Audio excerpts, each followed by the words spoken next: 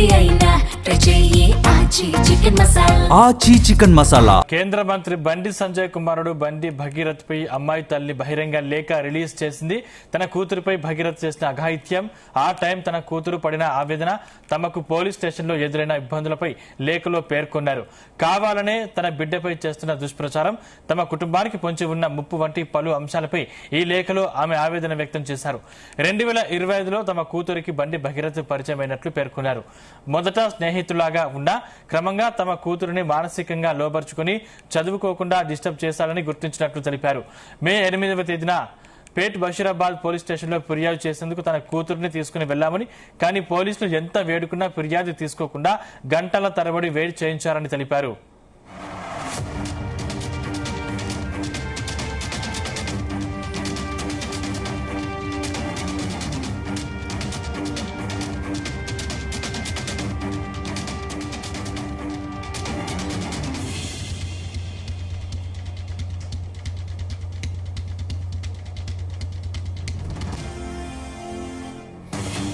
బండి భగీరథ్ కు సంబంధించి అమ్మాయి తల్లి ఒక లేఖ విడుదల చేసింది. దీనికి సంబంధించిన మరింత పూర్తి సమాచారం మా క్రైమ్ బ్యూరో చీఫ్ రవితేజ అందిస్తారు. రవితేజ,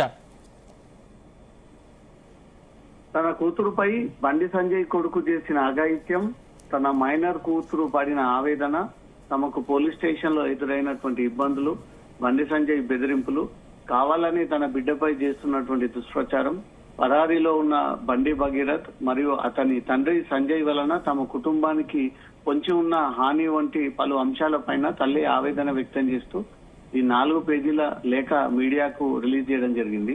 తాము ఫిర్యాదు చేసినప్పటి నుంచి ఇప్పటి వరకు కూడా ఒక మైనర్ బాలిక అనే కనీసం చూడకుండా పోక్సో చట్టం ఏం చెప్తా ఉంది, సోషల్ మీడియాలో ఏం జరుగుతా ఉంది, తన కూతురు ఐడెంటిటీని కనీసం మొహం బ్లర్ చేయకుండా కూడా ఇష్టానుసారంగా సోషల్ మీడియాలో టీవీలలో వాడుతూ తన భవిష్యత్తుని ఇంకా ముందుకు లేకుండా ఇక్కడికే ఆ భవిష్యత్తు కోల్పోయే విధంగా అందరూ వ్యవహరిస్తా ఉన్నారు. దయచేసి సమాజం అంతా కూడా నా కూతురు వైపుగా నిలబడండి, నా కూతురుకి న్యాయం చేయండి. అనేక సార్లు తన కూతుర్ని లైంగిక వేధింపులకు పాల్పడ్డాడు. స్నేహం పేరుతో, పెళ్లి పేరుతో వంచి బండి భగీరథ్ తన కూతురు పైన ఇలాంటి వేధింపులు, దాడులకు పాల్పడ్డాడు. సొసైటీలో ఇన్ని సంస్థలని వేడుకోవాల్సినటువంటి పరిస్థితి నాకు ఏర్పడింది. చివరికి నాకు న్యాయం జరుగుతుందో లేదా, ఎందుకు ఇంతగానం తనని క్వశ్చన్ చేసి తన కుటుంబాన్ని టార్గెట్ గా చేసి ఒక నిందితుడిని అందరూ కాపాడేటువంటి ప్రయత్నాలు చేస్తా ఉన్నారు. దయచేసి తన కుటుంబానికి రక్షగా నిలబడండి, నా కూతురికి న్యాయం చేయండి అంటూ మాత్రం తల్లి ఆవేదన వ్యక్తం చేస్తూ కన్నీరు పెట్టుకొని రాసినటువంటి మీడియా లేక ఇప్పుడు సోషల్ మీడియాలో అందరినీ కలిసివేసే విధంగా కనబడతా ఉంది.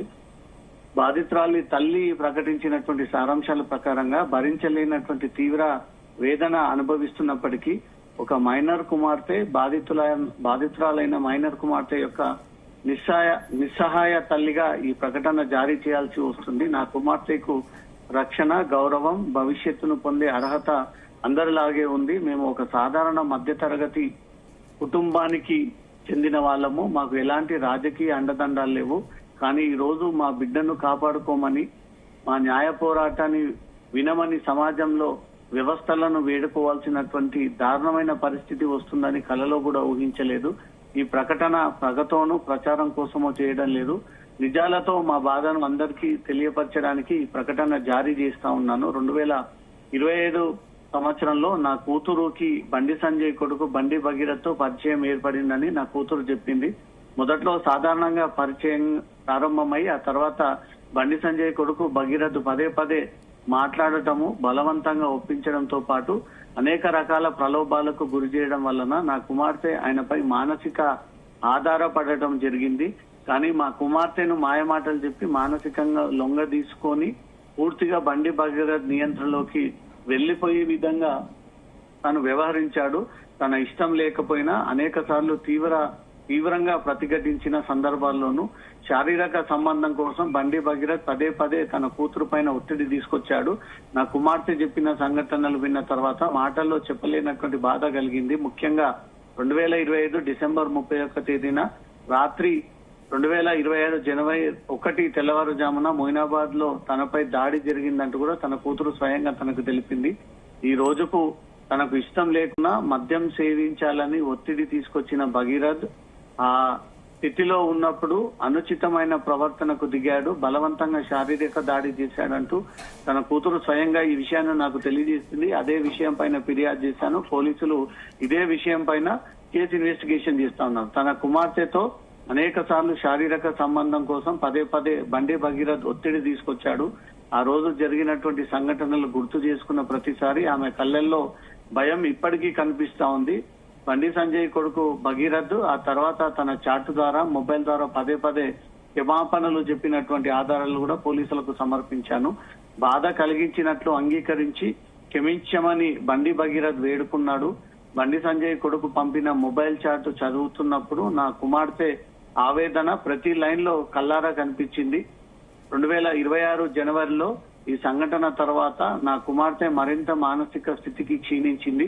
ఒక్కతే కూర్చొని ఏడవడము, ఆత్మవిశ్వాసం కోల్పోవడము, ప్రతిరోజు నరకం అనుభవించడం, దగ్గరుండి ఒక తల్లిగా నా కూతురి శోభని దగ్గరుండి చూస్తున్నాను. చివరికి బండి భగీరథ్ కూడా నా కూతురు పరిస్థితిని చూసి ఆందోళన చెందుతున్నట్లు చెప్పాడంటే ఎంత దారుణంగా మానసిక నష్టాన్ని నా కూతురికి కలిగించాడో ఆలోచించండి అంటూ కూడా సమాజాన్ని క్వశ్చన్ చేస్తూ ఈ లేఖను పంపడం జరిగింది. చివరికి ధైర్యం కూడా తీసుకుని 2026 మార్చి ఏప్రిల్ నెలలో చట్టపరంగా ముందుకు పోదామని ప్రయత్నించాము. వెంటనే తమకు తీవ్రమైన ఒత్తిళ్లు, బెదిరింపులు ఎదురయ్యాయి.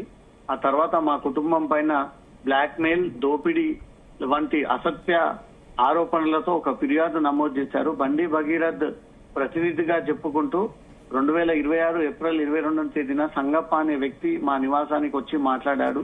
సంగప్ప కోరిక మేరకు ఆ తర్వాత తెల్లారి ఏప్రిల్ 23న మేము కేంద్ర మంత్రి బండి సంజయ్ ఇంటికి వెళ్లి కలిశాము. బాధితురాలైన కూతురు తల్లిదండ్రులుగా ఆ భేటీకి వెళ్లినప్పుడు మాకు భరోసా, రక్షణ కలుగుతుందని అనుకున్నాము. కానీ బండి సంజయ్ ఇంటి నుంచి తీవ్రమైన భయంతో బయటికి రావాల్సి వచ్చింది. తన రాజకీయ ప్రోద్బల్యం, తన మద్దతుదారుల ద్వారా, అనుచరుల ద్వారా మా కుటుంబానికి కష్టాలు తప్పవని, జరగబోయే పరిణామాల గురించి బండి సంజయ్ చెప్పిన మాటలు, హెచ్చరికలు, బెదిరింపులు మమ్మల్ని తీవ్రంగా బాధ పెట్టాయి. ఆ రోజు నుంచి మా కుటుంబం నిరంతర భయంలో బ్రతుకుతా ఉన్నాము. చివరికి ఈ నెల 8వ తేదీన పేట్ బషీరాబాద్ పోలీస్ స్టేషన్ ని ఆశ్రయించి పోక్సో చట్టం కింద మా ఫిర్యాదుని నమోదు చేయాలని కోరాము. మైనర్ బాలిక అయిన మా కూతురు తనకు కలిగిన కష్ట నష్టాలను వెల్లడించినప్పటికీ 5 గంటలకు పైగా పోలీసులు మమ్మల్ని పోలీస్ స్టేషన్ లోనే వేచి ఉండేలా చేశారు. మా కుమార్తె అప్పటికి మానసిక స్థితి చిన్నాభిన్నమై ఉంది. కేసు నమోదు చేసి పంపించాలని పోలీసులను వేడుకున్నాము. కానీ మా జ్యూరిస్డిక్షన్ సమస్యలున్నాయి, ఫిర్యాదును బదిలీ చేస్తామని రకరకాల కారణాలు చెప్పారు. 0 FIR గురించి పదే పదే పట్టుబట్టిన తర్వాతే రషీదు జారీ చేశారు. పోలీస్ స్టేషన్ లో నా బిడ్డ పడిన బాధను గుర్తు చేసేలా పోలీసులు పదే పదే ప్రశ్నించారు. మమ్మల్ని పోలీస్ స్టేషన్ లో వేచి ఉన్న సమయంలో కరీంనగర్ 2 టౌన్ పోలీస్ స్టేషన్ లో మా పైన కేసు నమోదైనటువంటి విషయాన్ని చెప్పారు. ఈ సంఘటనల క్రమం, పోలీసుల తీరు మమ్మల్ని తీవ్రంగా కలిచివేసింది, భయపెట్టింది. మా బిడ్డకు రక్షణ కల్పించాల్సిన సమయంలో మాపై ఆరోపణలు, బ్లాక్ మెయిలింగ్, బెదిరింపులు మమ్మల్ని ఆందోళనకు గురి చేశాయి.